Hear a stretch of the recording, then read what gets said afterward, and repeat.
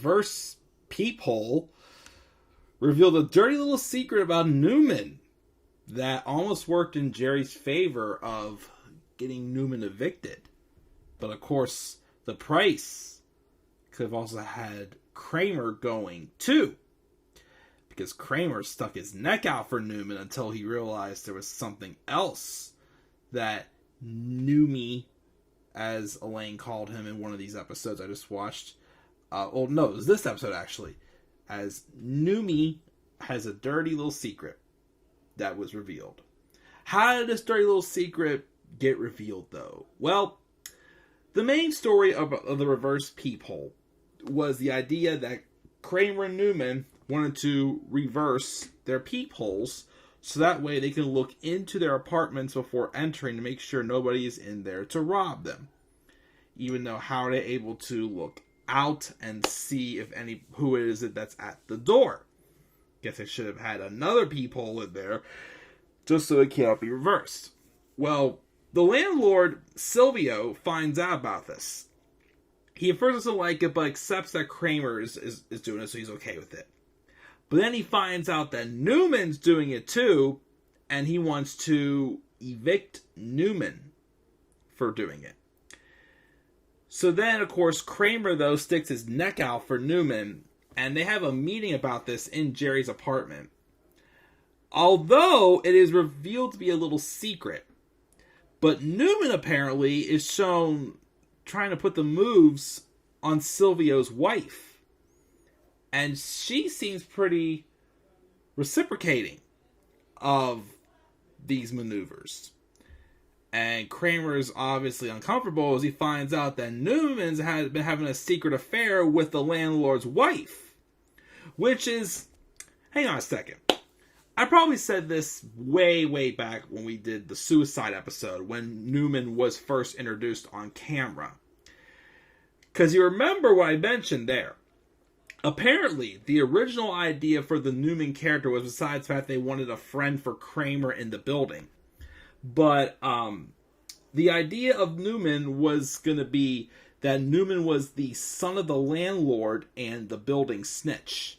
Well, somewhere along the line, son of the landlord got dropped, and as Wayne Knight says, building snitch just got turned into pure evil, which is pretty much true. But how awkward is it now, years later, there's a story where Newman is having an affair with his landlord's wife. Which, how's that supposed to keep him any more safe? So, of course, Kramer freaks out because he knows he stuck his neck out for Newman.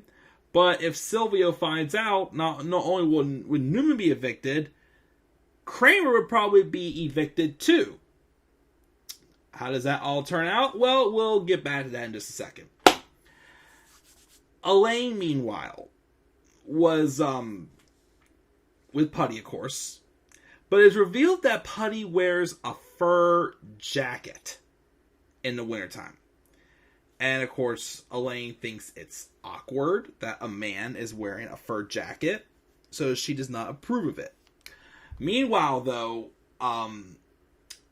they're all getting ready also for a apartment warming party or whatnot for a friend of theirs, Joe Mayo, which they're looking to pitch in to get a gift. Which, of course, George is like, can I have a month off? Why do we always have to get gifts for all these little occasions? Which he's mentioned this before. Kramer suggests this one massage chair. And they all agree to split it, multiple ways. I say multiple ways because it wasn't specified how many ways. And George finds out at the end that some people weren't on board on it for the beginning. Anyways, though, but Jerry and George's stories had to do with wallets. Jerry first got made fun of because he still used a wallet. Kramer then mentions how he basically has his stuff wrapped in money and puts it in his pocket. How Kramer has money, of course, to begin with is beyond me. So Jerry stops using a wallet. Until a woman he met at Joe Mayo's party basically has her carry some of his stuff, and he realizes he needs something. So Elaine said that the Peterman catalog started selling these men-type, carry-ons called European carry-ons. Which, of course, still look like a purse, but, you He said it's not a purse, it's a European carry-on. George, however, though, they find out that George literally stuffs like everything in the world in his wallet. And it's just a big kink on his back. So, of course, George orders the chair, but he doesn't tell them when the chair comes in because he tests out the chair for the fun of it. And because of how bad his back was because of his thick wallet, he uses the chair nonstop for like 3 days to massage his bad back and keeps lying saying that the chair has not come in yet. Well, then, of course, they go to the party in which George says that the chair is still in transit.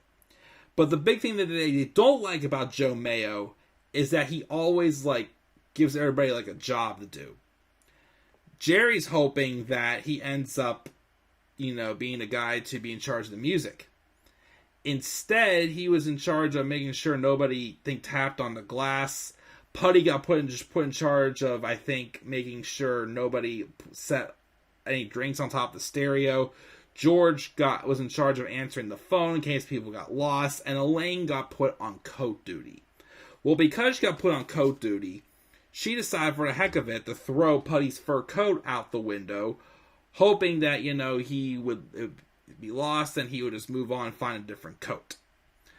Well, of course, the problem was Joe Mayo had a coat exactly the same and caused confusion. Then Elaine had to admit to Joe Mayo that she threw Putty's jacket out the window. So because Elaine was responsible for coats, she's going to make Joe Mayo buy her a new fur coat. Until Newman and Kramer were walking along the street, and they were right around the area where Joe Mayo lives, and they found the fur coat stuck in a tree. Newman, who apparently can climb trees, climbed the tree and got the jacket out of there. Of course, Elaine later finds that out, and instead, of course, of her buying a new jacket, of course, she then backs out, though, because the chair still doesn't come. She backs out of pitching in for the chair, so it's just, at the time, George thinks it's Jerry, George, and Kramer now who are splitting the chair price 3 ways for the gift. But Elaine's upset because she's making him buy him a whole new fur jacket, so she wants out. Of course, then she has to bribe Newman to give her back the fur coat, which, of course, she tries to hit on him, calls him Noomy, but then Newman admits that, he gave the fur coat to someone else, another lover of his life, to where Elaine's like, hey, get out. Now, then this means nothing. Which, of course, he gave it to Silvio's wife, and, of course, Silvio then confronts Kramer about the jacket, and, of course, whenever Kramer realizes that he's in trouble, too, because he stuck his neck out for Newman, he goes to Jerry and tries to tell Silvio that Jerry owns a fur jacket. Well, then, of course, when Jerry realizes that, if he doesn't do this, this could mean that both Newman and Kramer could get evicted. But, of course, Jerry's all focused on that Newman could get kicked out. And, Kramer's like, stop, do it for me, basically. So he agrees to say it was his fur coat, and then Kramer, and then they would walk past Silvio while they're shoveling the snow to get in the jacket. Well, before that, though, Jerry then wants to back out of the chair because of how long it's taking. And he's telling them just to cancel it. It's worthless now. And then George is just like, still trying to cover up that he's had the chair for a few days, but he needs it for his bad back. And then they say, okay, just me and you and Kramer. And then Kramer's like, wait a minute. He goes, here's the thing. I suggested the chair is a good gift, but I don't know this Joe Mayo guy. So George is stuck with them paying for the whole thing, but then he says he's returning because he finally admits that he's had the chair, he just needed it because his back was so bad. But then, of course, his wallet then blows up and he loses all of his receipts, so he loses, the receipt to return the chair. Meanwhile, of course, Jerry and Kramer see Silvio on the street and then try to get him to see that Jerry wears the man fur jacket, which really isn't his, but he was pretending it was his just to get him and Newman both off the hook. But then it leads to both Kramer and Silvio making fun of Jerry, and then Jerry basically threatens Kramer that he'll tell him that it's not his jacket. But then their plan blows up completely, though, whenever Elaine walks by and sees the jacket on Jerry, And Silvio claims, and whose jacket is this really?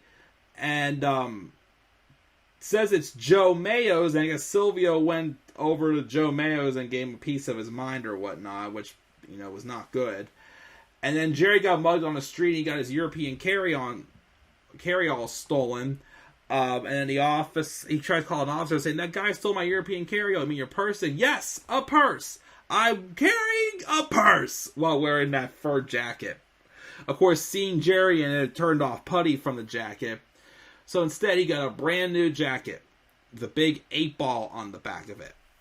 And of course, unless he's going to wear that all the time, he goes, all signs point to yes. Just having like that, little kid, attitude in him. But, that's Reverse Peephole.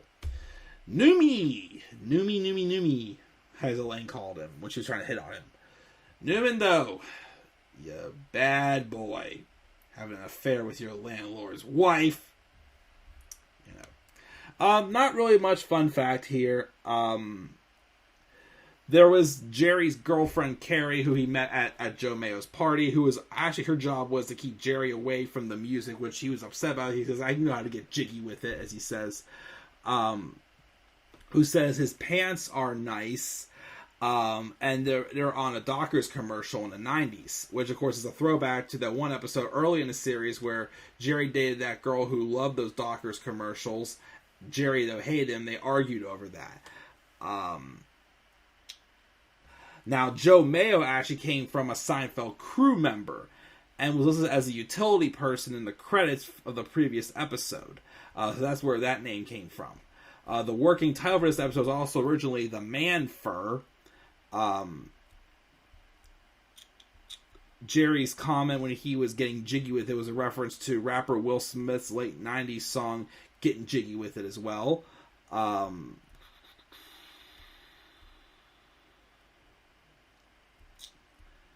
And I think that's basically it. Nothing else very interesting. But that's the Reverse Peephole. We've done the first half of season 9. We have 12 episodes left in this entire review series. And there's a couple good ones left too. Can't wait to get to them, guys. But that's going to do it, guys. I'm tired. I'm going to hit the bed. And I will, of course, continue on, try to get this review series done within the next month or so. Hopefully sooner than that, but we'll see how it goes. So once again, guys, what were your thoughts on the Reverse Peephole episode and Newman being a bad boy? Be sure to leave your thoughts down in the comments section below. And be sure, as always, to slap a like on the video and subscribe for more content on my channel. Follow me on Twitter as well at DemandAirboy93.